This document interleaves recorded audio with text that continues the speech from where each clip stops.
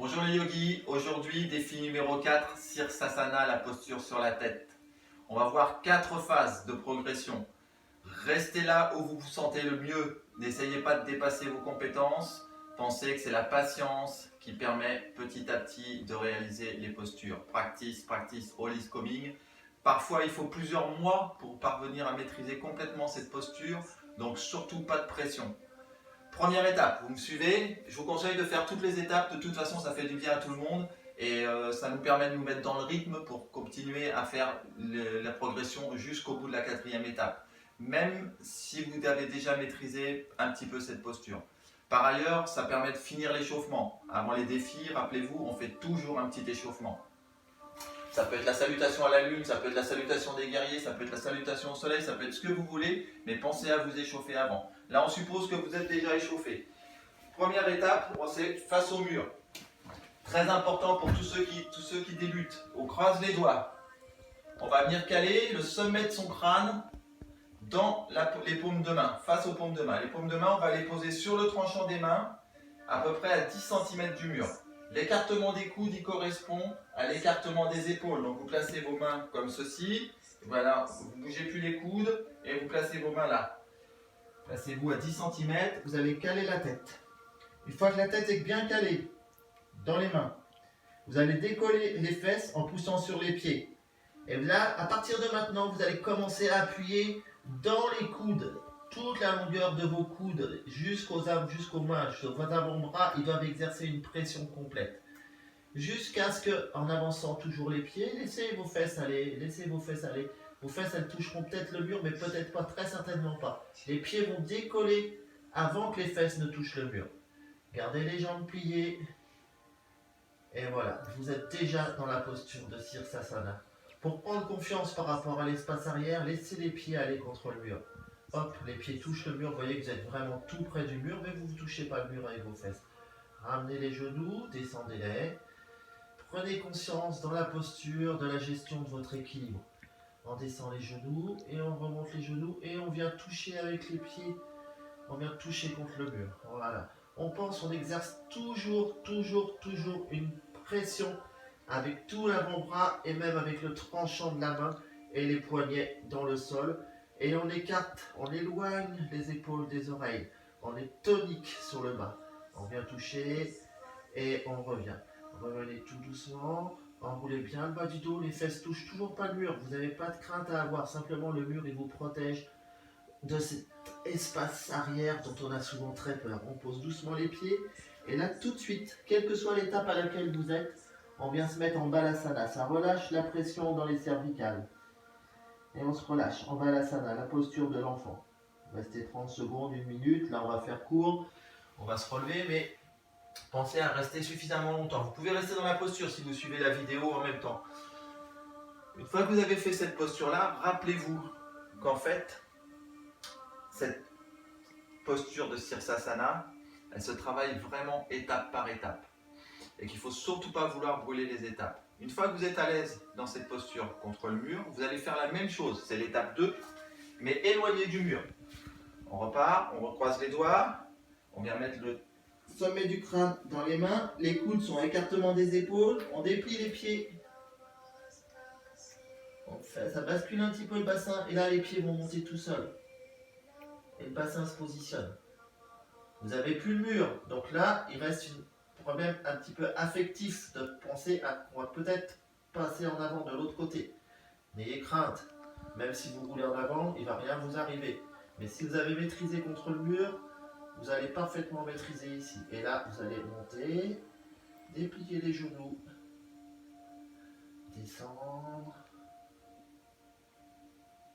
monter, déplier les genoux. Et dans cette étape 2, quand vous vous sentez bien positionné, vous allez commencer à tendre les jambes. Pour les tendre, finir par les tendre complètement. Tendre jusqu'au bout des pointes de pied. Les 2 pieds sont bien serrés. Les pointes de pied sont collées l'une contre l'autre. Vous êtes en Mula Bandha. Et vous aspirez le nombril, vous montrez les basses côtes. Et vous pensez toujours à exercer une pression dans les coudes, les poignets, le tranchant des mains. Tous les avant-bras sont en pression sur le sol. Et là, ici, vous allez replier les jambes. Enrouler le bas du dos et redescendre tout doucement. Et Balasana. On relâche bien la pression dans les cervicales. Si jamais la pratique vous déclenche une douleur au niveau des cervicales, redescendez, repositionnez-vous dans les mains et après seulement vous réessayez une deuxième fois. Si la douleur persiste, arrêtez. Ce n'est pas le bon jour, vous ferez ce défi un autre jour. Étape numéro 3, ça se complique un petit peu. On suppose que vous arrivez à monter les jambes facilement en haut et que vous maîtrisez la position d'équilibre. C'est la position qui se fait à la fin de Sirsasana dans la série 1 du Ashtanga. On se repositionne. On va vite là puisque c'est censé être maîtrisé. On monte les jambes. Une fois qu'on est là-haut, on va descendre les jambes à l'équerre. Drishti sur le bout des pieds. Et là, on reste un petit peu. Inspire, on remonte. On entend bien les jambes, on entend bien les pointes de pied, on est bien en Mula Bandha. Expire, on descend. On va même descendre un petit peu plus bas. Inspire, on remonte. Cette étape 3 renforce tous les muscles dont on se sert pour cette posture. Donne de l'équilibre, du maintien, de l'aisance, de la facilité dans cette posture. On verra que c'est nécessaire sur un plan spirituel tout à l'heure. Expire. Inspire, on remonte. Expire, on descend. Pliez les jambes, ramenez-les, descendez, posez. Balasana à la posture de l'enfant. Inspirez, redressez-vous. Cette étape 3, vous pouvez la faire durer plus longtemps. Monter, descendre 10 fois, peut-être 15 fois, peut-être jambes écart, peut-être écarté. En fait, cherchez, variez, amusez-vous avec cette posture. Étape 4, on va respirer dans Sirsasana. 2 types de respiration que je vais vous montrer consécutivement, que vous allez pratiquer avec moi consécutivement aussi, pour vous exercer. La première, ça sera Kapalabhati. On connaît tous Kapalabhati, je rentre très fort le ventre sur l'expire et je n'inspire jamais. C'est juste la dépression qui est créée au niveau des poumons qui permet à l'air de rentrer. Vous allez voir dans une position inversée, c'est un petit peu plus délicat à la sensation. Et ensuite, on stoppera, mais tout sans redescendre, on fera une respiration 1-4-2. Je la réexpliquerai pendant qu'on sera en position. Un temps d'inspire, 4 temps d'expire par rapport à l'inspire, et 2 temps d'expire. Un temps d'inspire, 4 temps de rétention et 2 temps d'expire. Donc, si on respire sur 5 temps, ça va faire 20 temps de rétention et 10 temps d'expiration. On le fait ensemble. On se repositionne. On place les mains, on vient vite placer la tête. On met la pression dans les avant-bras, dans le tranchant des mains, on monte les jambes, on se positionne, Mula Bandha, et on est parti pour un petit Kapalabhati. Inspire, petit inspire, expire, petit inspire, et c'est parti.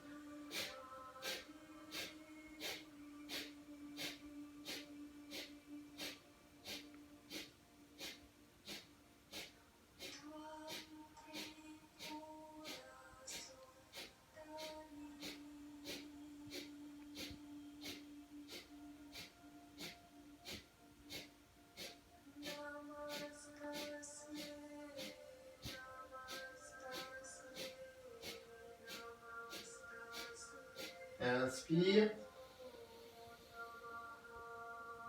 Et relâchez, respirez normalement.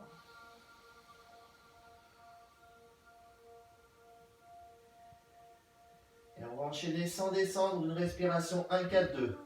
Pour l'exemple là qu'on va faire, on va faire assez simple. On va respirer sur 4 temps, faire une rétention poumon plein sur 16 et expirer sur 8. On est parti tous ensemble, prêt, on inspire.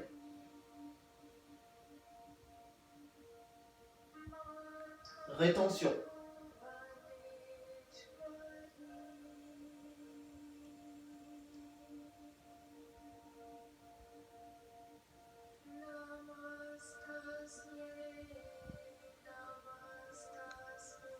Expire.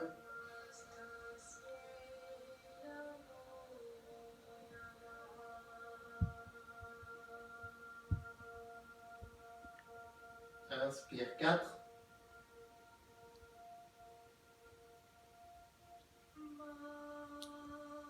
Rétention.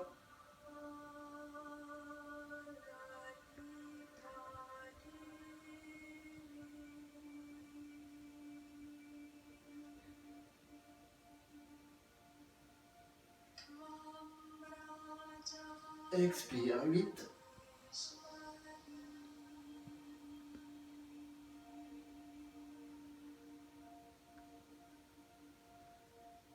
Inspire 4.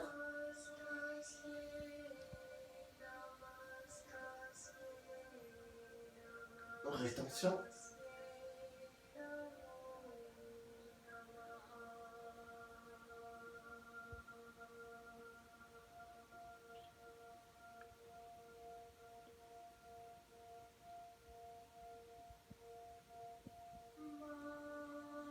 Expire 8.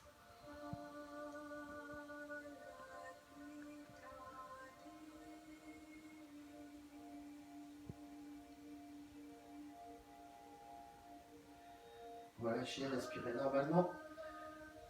Et sur l'expire, vous descendez les jambes.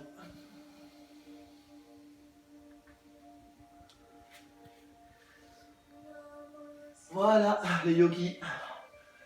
Petit défi, étape par étape, chacun à son niveau, sans vouloir brûler les étapes.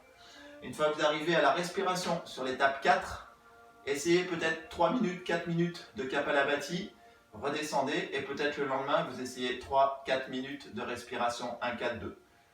Namasté, bon défi.